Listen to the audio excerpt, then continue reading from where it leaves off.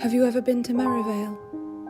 She writes, while Angelica, 6, fistful of flowers, arranges them in a pattern similar to that of the painted tile of the hearth. Violet stalks with purple faces for the V and daisies for the W, while she sits, cross-legged in the milk dish of sunlight coming in through the half-open door. Have you ever been to Merivale? She begins again, blots the end of the pen, nibbed down for too long on the fold of cloth, watches the ink bleed out blue, blue, blue. Perhaps, she falters, perhaps we shall go, you, me. A song thrush in the wisteria just outside of the window calls from her nest. Leonard whistles back from where he stands between the tulips. Vita, perhaps. Angelica hums a tune half forgotten and half remembered. And the children, of course, they do so love to see you. She smiles, watches her daughter weave her own initials with petals from the forsythia. And upon our last visit, Angelica fell rather in love with a cow which she gave your name to. Out in the garden again, just by the door, Angelica picks weeds, plucked with the hollow sound of the milk thistle or dandelion stalk. A brown cow, all doe eyes, soft muzzle, standing on legs with knees like pollarded trees. She smiles, gains momentum, shifts in her chair that creaks and scrapes against the flagstone floor. Nettie's here, folding your stockings, rolling them into yellow balls like eggs in a basket.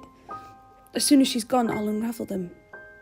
Fitting, perhaps, for I see myself unravelled. She hears Nettie on the stairs, knows the satisfaction she will gain from this rolled nest of previously unravelled and unkempt stockings. Did I tell you I see Vita now? She comes to dinner in your place, sits in your chair with its back to the fire, with some hesitation, of course.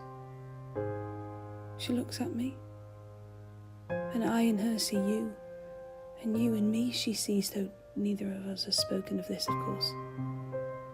Instead, darling Tom slaps cards down upon the table, Queen of Hearts upturned, only fleetingly, between her and I. And then, of course, Duncan slaps his card down too.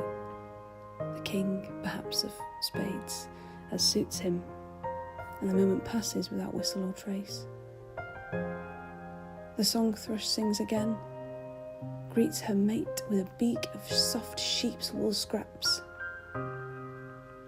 Only the echo for which I have spent these last few weeks digging for beneath the roots of speculation, only to find dust and grit, the shrivelled bulb of a daffodil dug up too often, and the skull of a blackbird buried by Angelica, I am sure, though at your behest.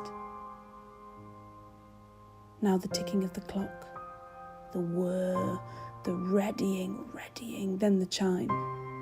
Too loud. Always too loud. She closes her eyes, waits for stillness, and then... Have you ever been to Merivale? She has digressed for too long. I ask not because of the now literary bovine, but because in passing a cottage I noticed a young woman, a girl perhaps, sat, elbows on the windowsill, Mrs. Dalloway between her hands. And it was such a shock to see you there so suddenly, so starkly. And this house painted the colour of our Cornish sea, because you see, as only you did. I look for traces of you, without knowing it at all.